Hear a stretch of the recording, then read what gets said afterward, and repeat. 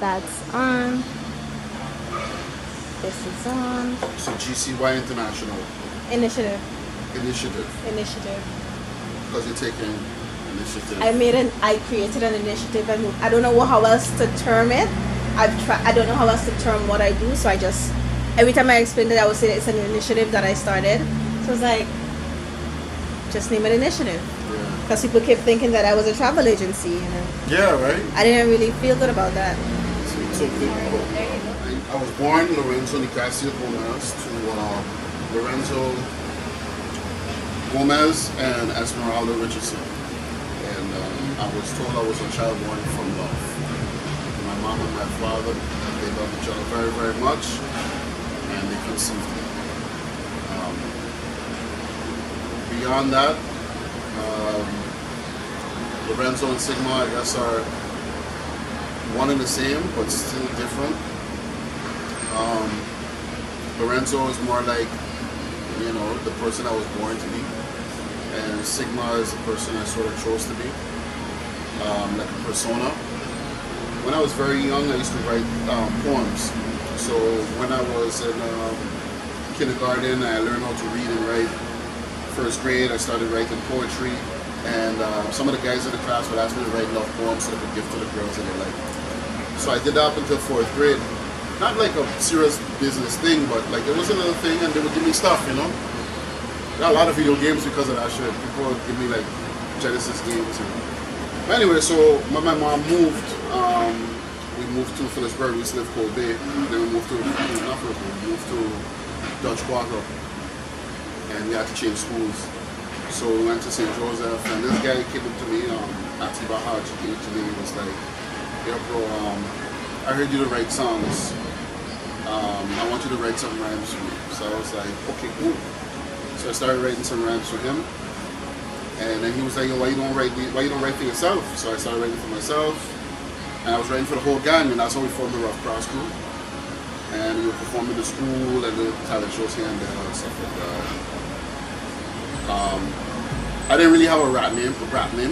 It was people just call me LG back then. But then I used to play basketball as well. Not like professional, not like intense, but we play street ball, you know. And because I was taller than most of the other kids there, whenever I would, you know, defend the ball, you know, I would bat the ball, and somebody would scream in the background, "Sigma defense!"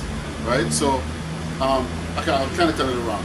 I took the name Sigma, right, because we were doing something in math class in the 4th grade.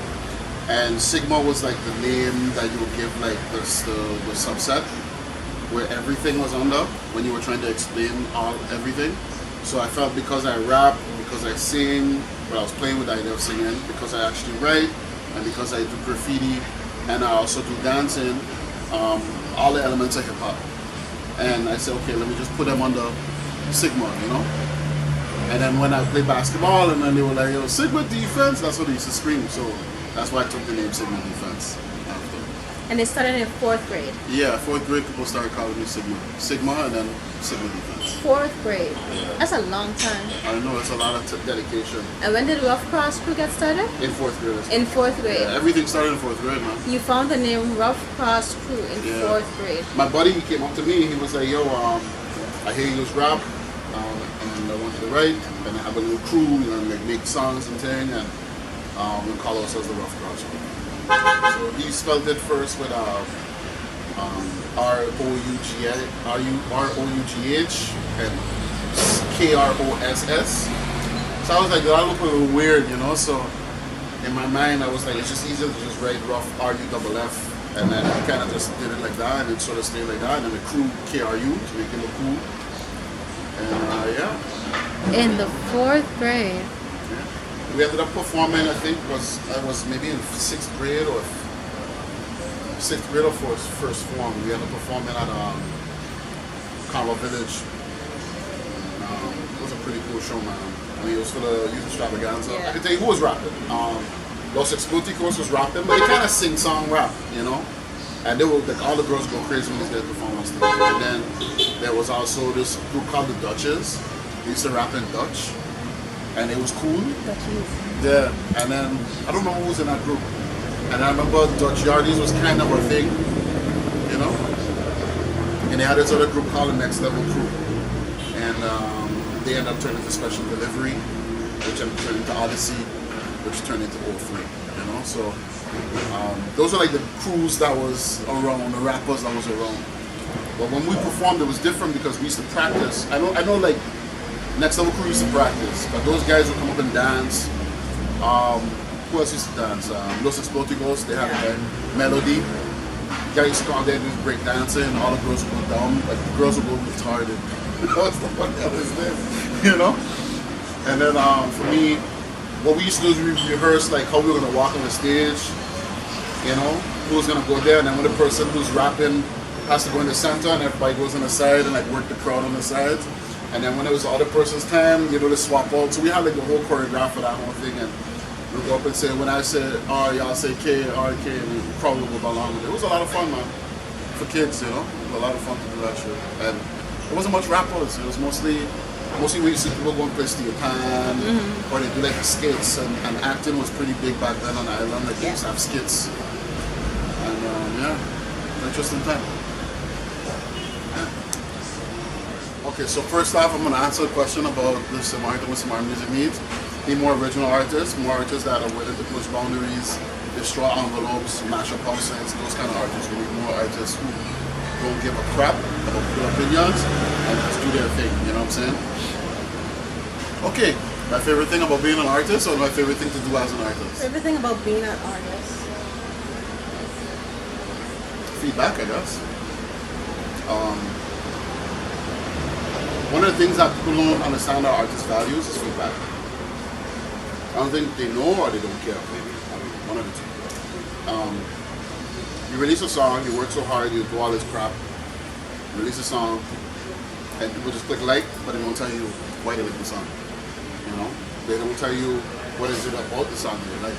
It's like, okay, so you really listen to the song, you know what I'm saying? Like, I got you. Like, I've been sort of, I've always been in this phase of testing, right? My whole life. Testing people's ideas on things. So I would say and do some stuff just to get a reaction from people, just to see how they would react to something so absurd. To try and understand how people react, if they react the same way to absurdity, to things that people consider normal, right? I've noticed my whole life. So when I walk up in a place and I say, big yourself, you don't know who it is, or say you're busy on MIC, hashtag Baha you in hand, all day, every day, hold it down, you get up the way, so we're stepping in. And gauging how people react to that is sort of like something like a mental fun thing for me to do. Just to see how people react to it. So, listen to my music, I guess. You release something, and in a lot of my songs, this one not so much, this one actually does have it, but in a lot of my songs, I put something super absurd in there. So super absurd. Like, in this one I have a line in there that's about the shower? No, not necessarily. You know the song Birds Haven't Flown? There's a line in the second verse that sort of ends the rapping part of the whole song.